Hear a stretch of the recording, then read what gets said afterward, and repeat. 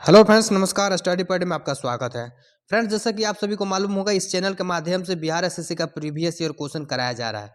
देखिए, 3000 प्रश्नों का एक सीरीज चल रहा है, ठीक है, जिसमें बिहार एसएससी द्वारा अब तक जितना एग्जाम हुआ है उसका जीके जीएस का प्रीवियस ईयर क्वेश्चन कराया जा रहा है। तो आज का फ्रेंड्स हम लोग क्वेश्चन देखने वाले हैं जो स्नातक स्तरीय जो एग्जाम हुआ है, यानी BSSC CGL 3 का एग्जाम हुआ है सचिवालय सहायक का, उसका पीटी का हम लोग क्वेश्चन आज देखने वाले हैं, ठीक है। 22 को जो एग्जाम हुआ था उसका हम लोग देखने वाले हैं। देखिए, इसमें आपको 25 क्वेश्चन का जनरल साइंस से मिलेगा, 50 क्वेश्चन आपको जीके के होंगे, ठीक है। 50 क्वेश्चन जीके के होंगे, टोटल 75 क्वेश्चन हम लोग करेंगे इसमें, ठीक है। तो चलिए फ्रेंड्स, बिना समय गवाए इस वीडियो को शुरू करते हैं और देखते हैं। देखिए, पहला क्वेश्चन है कि सेल्वास घास का मैदान कहाँ है। सेल्वास घास का मैदान कहाँ है? तो यह फ्रेंड्स इसका आंसर हो जाएगा दक्षिण अमेरिका। दक्षिण अमेरिका में सेल्वास घास का मैदान है, देखिएगा। सेकेंड क्वेश्चन है कि वर्ल्ड घास का मैदान कहाँ है। देखिए, यह वर्ल्ड ज्योग्राफी से क्वेश्चन पूछा है और दोनों घास से संबंधित है, ठीक है। तो मतलब सेकेंड क्वेश्चन है कि वर्ल्ड घास का मैदान कहाँ स्थित है, तो इसका आंसर हो जाएगा अफ्रीका। वर्ल्ड कहाँ पाया जाता है? वर्ल्ड घास अफ्रीका में पाया जाता है। चलिए अगला क्वेश्चन देखते हैं हम लोग। 3 नंबर क्वेश्चन है कि भारत के संविधान का अनुच्छेद 157 किससे संबंधित है। भारत के संविधान का अनुच्छेद 157 किससे संबंधित है? तो राज्यपाल के रूप में नियुक्ति के लिए योग्यता से संबंधित है। राज्यपाल की नियुक्ति से संबंधित योग्यता के लिए 157 अनुच्छेद संबंधित है। अगला सवाल है कि दक्षिणी गोलार्ध में समताप रेखाओं का कम टेढ़ी मेढ़ी होने का प्रमुख कारण क्या है। दक्षिणी गोलार्ध में कह रहा है, दक्षिणी गोलार्ध में समताप रेखाओं का टेढ़ी मेढ़ी होने का कारण क्या है? तो विशाल महासागरीय विस्तार, विशाल महासागरीय विस्तार के कारण ऐसा होता है। चलिए अगला सवाल है कि राष्ट्रीय मानवाधिकार आयोग का अध्यक्ष, राष्ट्रीय मानवाधिकार आयोग का अध्यक्ष किसे नियुक्त किया जा सकता है। तो देखिए, राष्ट्रीय मानवाधिकार आयोग का जो अध्यक्ष होता है भारत का सेवानिवृत्त मुख्य न्यायाधीश, भारत के जो सेवानिवृत्त मुख्य न्यायाधीश होते हैं, रिटायर्ड जो मुख्य न्यायाधीश होते हैं, उन्हीं को राष्ट्रीय मानवाधिकार आयोग का अध्यक्ष नियुक्त किया जाता है। चलिए अगला क्वेश्चन है कि राष्ट्रीय खेल दिवस कब मनाया जाता है। राष्ट्रीय खेल दिवस कब मनाया जाता है? तो 29 अगस्त को राष्ट्रीय खेल दिवस मनाया जाता है, ठीक है। अगला क्वेश्चन है कि समीर वी कामत किस क्षेत्र में एक महत्वपूर्ण पद धारण किए हुए हैं। तो इसका आंसर हो जाएगा रक्षा, डिफेंस में सेना में है ये समीर वी कामत। देखिए, करंट अफेयर से रिलेट करके क्वेश्चन पूछा, करंट अफेयर ही है उस समय। देखते हैं अगला सवाल है कि गन्ने में प्रति हेक्टेयर उत्पादन की दृष्टि से कौन सा राज्य प्रथम स्थान रखता है। गन्ना के प्रति हेक्टेयर के अनुसार से अगर हो जाएगा, इसका आंसर हो जाएगा तमिलनाडु। तमिलनाडु इसका आंसर हो जाएगा। चलिए अगला सवाल है, देखते हैं हेलेंस्की। अगला सवाल है हेलेंस्की कहाँ की राजधानी है। हेलेंस्की कहाँ की राजधानी है? तो फिनलैंड की है। हेलेंस्की कहाँ की राजधानी है? तो यह फिनलैंड की राजधानी है, ठीक है। अगला सवाल देखते हैं। अगला सवाल है गांव स्तर पर पंचायत का अध्यक्ष किस रूप में चुना जाता है। गांव स्तर पर पंचायत का अध्यक्ष लोगों द्वारा अप्रत्यक्ष रूप से चुना जाता है, लोगों द्वारा अप्रत्यक्ष रूप से चुना जाता है। चलिए देखते हैं भू संतुलन शब्द का सबसे पहले प्रयोग किसने किया। तो इसका आंसर हो जाएगा डट्टन। डट्टन ने भू शब्द का प्रयोग सबसे पहले किया था, भू संतुलन का। अगला सवाल है कि भारत में हरित क्रांति के जनक कौन है। भारत में हरित क्रांति के जनक MS स्वामीनाथन है, ठीक है। इसका आंसर हो जाएगा MS स्वामीनाथन। चलिए अगला सवाल देखते हैं।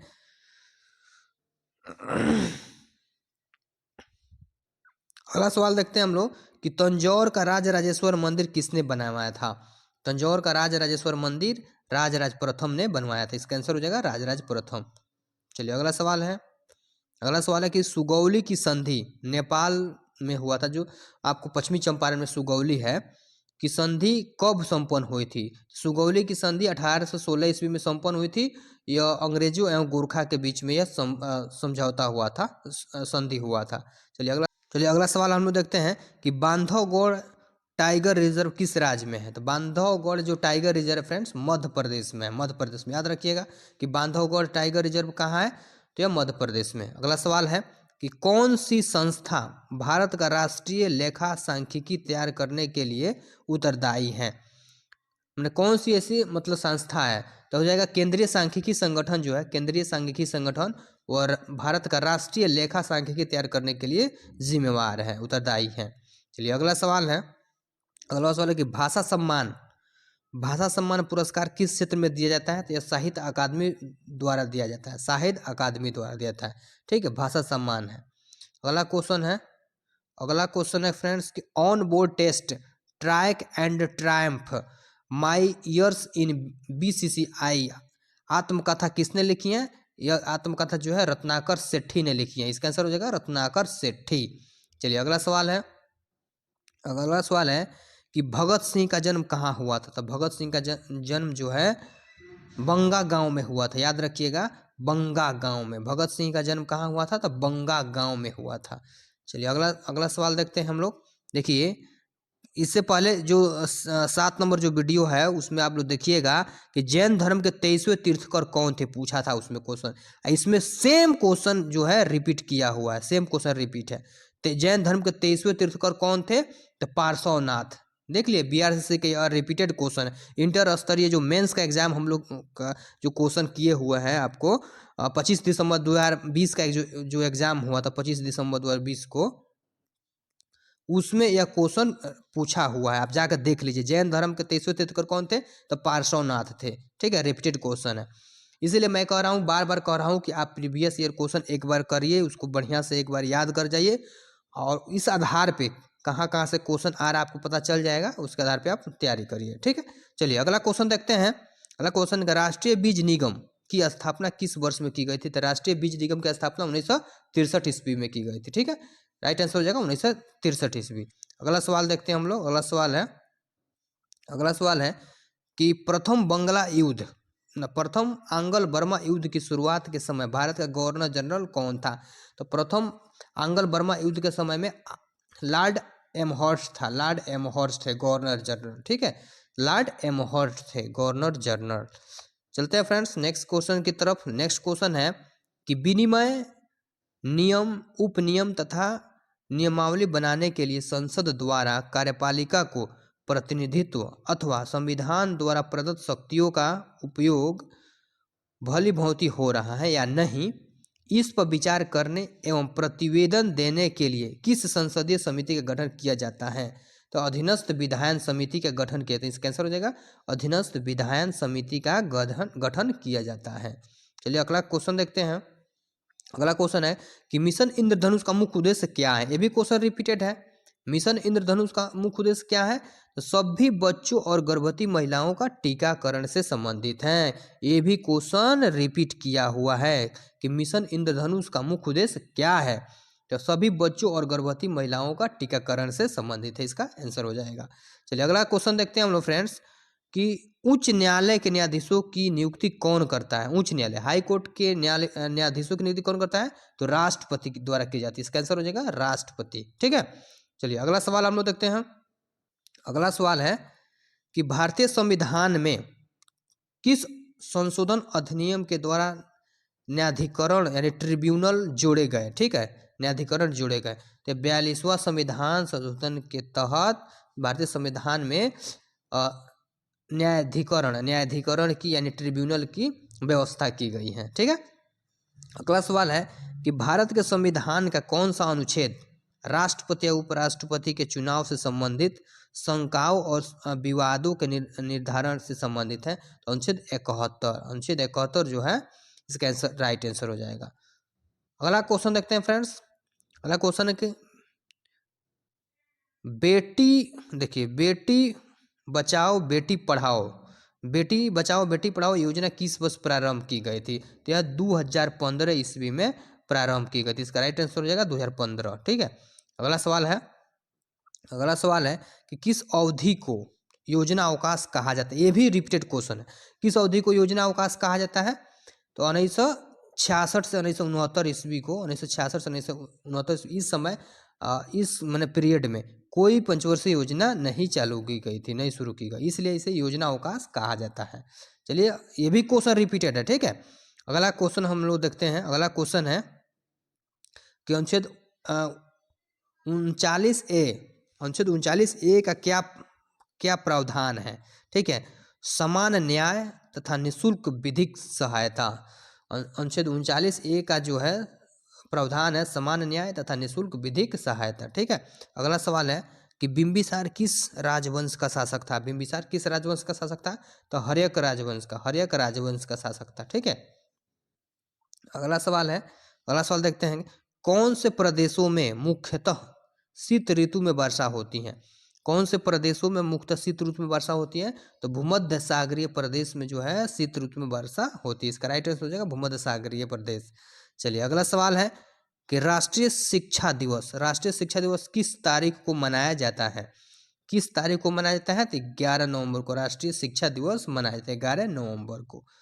अगला सवाल है, अगला सवाल है कि आरबीआई द्वारा नगद आरक्षित अनुपात यानी सीआरआर में वृद्धि की घोषणा का अर्थ क्या है। तो देखिए, वाणिज्यिक बैंकों के पास उधार देने के लिए धन कम होगा। ठीक है, वाणिज्यिक बैंकों के पास उधार देने के लिए धन कम होता है। ठीक है, जब सीआरआर में वृद्धि की घोषणा और करता है आरबीआई तब। चलिए अगला सवाल देखते हैं। अगला सवाल है कि शिंजो आबे किस देश के प्रसिद्ध नेता थे। शिंजो आबे थे जापान के प्रसिद्ध नेता थे शिंजो आबे। ठीक है, अगला सवाल है कि जगदीशपुर बिहार में 1857 के क्रांति का नेतृत्वकर्ता कौन थे, तो वीर कुंवर सिंह थे बाबू, वीर कुंवर सिंह। इसका राइट आंसर हो जाएगा वीर कुंवर सिंह। चलिए नेक्स्ट सवाल जो देखते हैं कि भारतीय रेलवे ने हावड़ा कालका मेल को कौन सा नया नाम दिया है। भारतीय रेलवे ने हावड़ा कालका मेल को कौन सा नया नाम दिया है, तो नेताजी एक्सप्रेस। इसका राइट आंसर हो जाएगा नेताजी एक्सप्रेस नाम दिया हो गया है। चलिए अगला सवाल देखते हैं। अगला सवाल है कि मंत्रिपरिषद के साथ मुख्यमंत्री, मंत्रिपरिषद के साथ मुख्यमंत्री इनके मुखिया के रूप में राज्यपाल को सहायता एवं सलाह देने का संविधान के किस अनुच्छेद में प्रावधान है। मंत्रिपरिषद के साथ मुख्यमंत्री इनके मुखिया के रूप में राज्यपाल को सहायता एवं सलाह देने का संविधान के किस अनुच्छेद में प्रावधान है, तो अनुच्छेद 163 में। इसका आंसर हो जाएगा अनुच्छेद 163। चलिए अगला सवाल है कि भारत का पहला पूर्णतः हरित हाइड्रोजन प्लांट राष्ट्र को कहाँ समर्पित किया गया। भारत का पहला पूर्ण हरित हाइड्रोजन प्लांट राष्ट्र को कहाँ समर्पित किया, तो जोरहाट में। इसका आंसर हो जाएगा जोरहाट। ठीक है, यह करेंट उस समय का करेंट क्वेश्चन है। अगला सवाल है कि पूर्व मध्यकालीन उत्तर पश्चिम भारत की लिपि कौन सी थी। पूर्व मध्यकालीन उत्तर पश्चिम भारत की लिपि कौन थी, तो शारदा लिपि थी। इसका आंसर हो जाएगा शारदा लिपि। चलिए अगला सवाल है, अगला सवाल है कि विपक्षी दल के नेता को, विपक्षी दल के नेता को सदन में विपक्ष के नेता के रूप में मान्यता प्राप्त करने के लिए कितनी सीटों की आवश्यकता होती है। तो सदन की कुल सदस्य संख्या का 10वां भाग 1/10 अगर आ जाएगा किसी अगर पार्टी के पास, तो अब विपक्ष में बैठ जाएगा। ठीक है, विपक्ष पार्टी हो जाएगा। अगला सवाल देखते हैं। अगला सवाल है कि भारतीय संविधान की 8वीं अनुसूची में कितनी भाषाएं हैं। कितनी भारतीय भाषाएं हैं, तो 22 भाषाओं के बारे में उसमें चर्चा किया गया है। ठीक है, भारतीय संविधान की 8वीं अनुसूची में अभी वर्तमान में कितनी भाषा है, तो 22 भाषा। इसका राइट आंसर होगा 22 भाषा। अगला सवाल है, अगला सवाल है कि किस राज्य के शिवराजपुर तट को ब्लू फ्लैग सर्टिफिकेट दिया गया है। ब्लू फ्लैग सर्टिफिकेट दिया गया है, तो गुजरात को। इसका आंसर हो जाएगा गुजरात। चलिए अगला सवाल है कि भारत का पहला चंद्र अभियान प्रथम किस स्थान से लॉन्च किया गया था। तो चंद्र अभियान जो प्रथम था यह श्रीहरिकोटा से लॉन्च किया गया था, श्रीहरिकोटा से लॉन्च किया गया था। अगला सवाल जो है, अगला सवाल है संयुक्त अरब अमीरात यूएई की मुद्रा क्या है। तो इसका आंसर हो जाएगा दिरहम। दिरहम, देखिए संयुक्त अरब अमीरात की मुद्रा जो है दिरहम है। उसके बाद अगला सवाल है, अगला सवाल है कि शिवाजी और जयसिंह के मध्य पुरंदर की संधि किस वर्ष हुई थी। तो इसका आंसर हो जाएगा 1665 ईस्वी में। शिवाजी और जयसिंह के मध्य पुरंदर की संधि 1665 ईस्वी में संपन्न हुई थी। अगला सवाल है कि शैवाल तथा कवक के मध्य सहजीविता क्या कहलाती है। शैवाल तथा कवक के मध्य, शैवाल तथा कवक के मध्य सहजीविता क्या कहलाती है। तो इसका आंसर हो जाएगा लाइकेन। लाइकेन, इसका आंसर हो जाएगा लाइकेन। अगला सवाल देखते हैं कि प्रकाशिक तंत्र में प्रकाश का संचरण किस सिद्धांत के अनुसार होता है। प्रकाशिक तंत्र में किस प्रकार होता है, तो पूर्ण आंतरिक परावर्तन के कारण होता है। ठीक है, इसका राइट आंसर हो जाएगा पूर्ण आंतरिक परावर्तन। अगला सवाल है कि प्रतिरोधकता की एक इकाई क्या है। प्रतिरोधकता की इकाई क्या होता है, तो इसका आंसर हो जाएगा ओम मीटर। प्रतिरोधकता की इकाई क्या होता है, तो ओम मीटर होता है। ठीक है, नेक्स्ट सवाल देखते हैं। नेक्स्ट सवाल है कि बीटा क्षय परिणाम किसका है। बीटा क्षय परिणाम किसका है, तो दुर्लभ नाभिकीय बल का। दुर्लभ नाभिकीय बल का जो है यह इसका आंसर हो जाएगा दुर्लभ नाभिकीय बल। चलिए आगे बढ़ते हैं। अगला सवाल है कि एक वृत्ताकार चलती चकती, एक वृत्ताकार चकती का जड़त्व आघूर्ण इसके किसी व्यास के परितः क्या होगा। इसके किसी व्यास के परितः क्या होगा, तो mr²/4 होता है। mr² इसका आंसर हो जाएगा mr²/4। ठीक है, चलिए अगला सवाल है कि इथेन जिसका आणविक सूत्र C2H6 है के पास कितने सहसंयोजकता बंध हैं।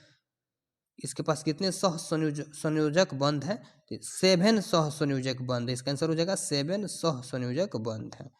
चलिए अगला सवाल देखते हैं।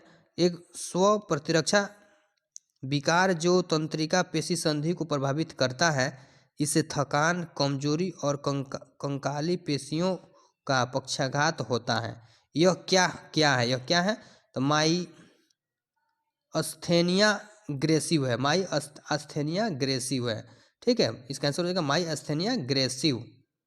चलिए अगला सवाल है कि लैक्टिक अम्ल कौन सी समव्ययता प्रदर्शित करता है। लैक्टिक अम्ल जो है कौन सी समव्ययता प्रदर्शित करता है, तो प्रकाशिक समव्ययता प्रदर्शित करता है।